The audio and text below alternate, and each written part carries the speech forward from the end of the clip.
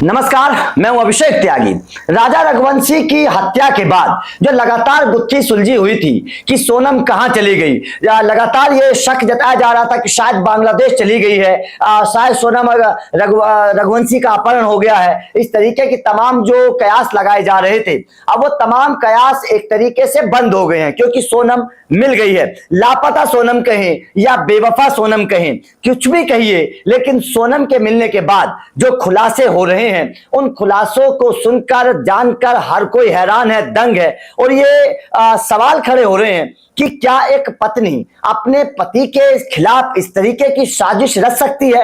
क्या एक पत्नी जिसने खुशी खुशी शादी की थी, जो हनीमून पर अपने पति के साथ गई थी, क्या इस तरीके की घिनौनी हरकत, इस तरीके की साजिश रचकर अपने पति की हत्या करवा सकती है? क्योंकि इस पूरे खुलासे के हत्याकांड के बाद जो अब खुलासे हुए हैं, 5 कारण मैं आपको बताऊंगा, ऐसे 5 खुलासे बताऊंगा जिन 5 खुलासों ने हर किसी की नींद उड़ा दी है, जिन 5 खुलासों ने ये सवाल खड़े कर दिए हैं कि क्या एक पति अपनी पत्नी पर भरोसा करे? क्या पति शादी को लेकर अब लड़के उतने सहज होंगे? क्या सवाल खड़े नहीं होते हैं पत्नियों के ऊपर? जिस तरीके से इस पूरे हत्याकांड को अंजाम दिया गया, सोनम ने कितना दिमाग लगाया, ये सोचिएगा। जब मैं आपको बताऊंगा सोनम रघुवंशी के कारनामे बताऊंगा, जब मैं आपको एक दर परत जब मैं 5 खुलासे आपके सामने रखूंगा, तो आप भी कहेंगे कि सोनम तो बड़ी शातिर निकली, बड़ी शातिर निकली ये बेवफा पत्नी, बड़ी शातिर निकली ये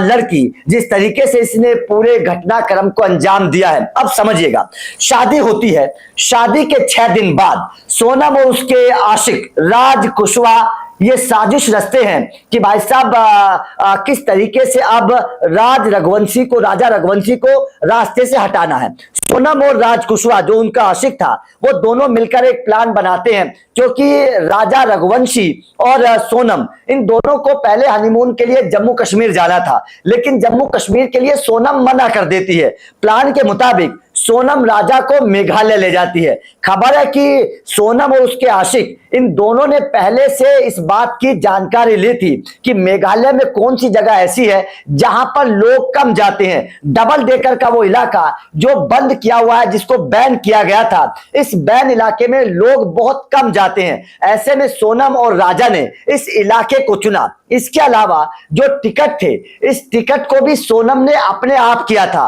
राजा ने ये टिकट नहीं किए थे। बड़ी खुलासा हुआ है कि जो मेघालय जाने के टिकट थे, ये टिकट भी सोनम ने खुद करवाए थे, हनीमून के टिकट सोनम ने खुद करवाए थे। उसके बाद में सोनम ने राजा रघुवंशी उसके परिवार वालों से और अपने परिवार वालों से ये बात नहीं बताई थी कि उसका चक्कर राज कुशवाहा नाम के एक इंसान से चल रहा है, जो इंसान उन्हीं की प्लाईवुड फैक्ट्री में काम करता है। दरअसल खबर है कि सोनम इस प्लाईवुड फैक्ट्री में एचआर के पद पर थी और राज कुशवाहा वहां पर नौकरी करता था। दोनों का पिछले कई सालों से अफेयर चल रहा था और इस अफेयर की अंजाम यह हुआ कि सोनम ने अपने पति को मौत के घाट उतार दिया। उसके बाद में सुपारी किलिंग, मतलब जो पूरा प्लान बनाया गया था, इसका भी शक सोनम ने किसी को नहीं चलने दिया। किसी को कानों कान इस बात की खबर नहीं लगी। राजा रघुवंशी जो उसका पति था, जो सोनम के साथ हनीमून पर गया था, उसको भी इस बात की भनक बिल्कुल नहीं लगी कि ये हनीमून जो प्लान बनाया जा रहा है, ये हनीमून प्लान नहीं है, ये उसकी मौत का प्लान बनाया जा रहा है। मेघालय इसीलिए ले जा रही है सोनम, ताकि उसको वहां पर एकांत में ले जाकर मारा जा सके। और डबल डेकर इलाका इसलिए चुना ताकि इस तरीके की खबरें उड़ जाए कि सोनम कहीं गायब हो गई है और राज कुशवाहा को किसी अज्ञात इंसान ने मार दिया है। इस तरीके का प्लान पूरा तैयार किया गया था। उसके अलावा गाइड ना लेना, यह भी एक बहुत बड़ा मतलब सोनम का प्लान था। सोनम के प्लान के तहत राजा रघुवंशी गाइड नहीं ले रहा था, इसके पीछे सोनम का दिमाग था। सोनम किसी भी गाइड को नहीं लेना चाहती थी, क्योंकि अगर गाइड ले आ जाता तो गाइड उनके साथ रहता तो फिर ये लोग इस घटनाक्रम को अंजाम ना दे पाते। इसीलिए सोनम गाइड नहीं ले रही थी, ये दूसरा बड़ा बात है। उसके बाद में गाइड ने खुलासे किए थे, एक गाइड ने खुलासा किया था कि उसने सोनम और राजा को तीन लोगों के साथ देखा है, वो तीनों लोग बातचीत करते जा रहे थे। तो जाहिर तौर पर जो गाइड ने बात बताई थी वो सच साबित हुई है अब, कि तीन लोग जो उनके साथ थे वो तीनों लोग वो थे जिन्होंने राजा रघुवंशी को मौत के घाट उतारा। उसके बाद में सोनम ने, जब राजा रघुवंशी को मार दिया गया, उसके बाद में उसकी पहचान छिपाने के लिए उसके शव को छत विछत किया गया, उसको काट दिया गया। बस केवल एक हाथ का टैटू बचा था, जिस हाथ के टैटू को देखकर यह पहचान की गई कि ये राजा रघुवंशी है। तो कुल मिलाकर बात साफ है कि शातिर सोनम ने ऐसी चाल चली थी कि वो चाहती थी कि ये राज हमेशा के लिए राज बनकर रह जाए और कभी ना खुले। इसीलिए सोनम राजा रघुवंशी को लेकर हनीमून मनाने के लिए शिलोंग लेकर गई थी, और वहां पर भी डबल डेकर इलाका सोनम ने इसलिए चुना था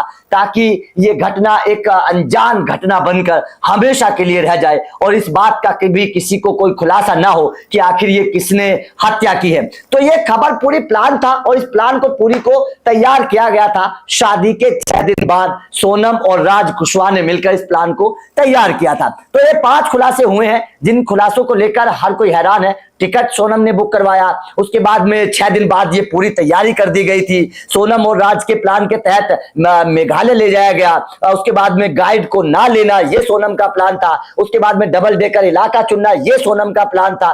तो तमाम चीजें अब सामने आ रही हैं। तो शातिर सोनम की इस चाल को सुनकर हर कोई हैरान है और हर कोई परेशान है। आपका इस खबर पर क्या कहना है? सोनम की इस चाल को आप किस तरीके से देखते हैं और अब सोनम को आपके हिसाब से क्या सजा होनी चाहिए? कमेंट करके बताइएगा। वीडियो अच्छी लगी हो तो लाइक और शेयर जरूर करिए, क्योंकि अपडेट लगातार आप लोगों को मिलते रहेंगे। Thank you very much.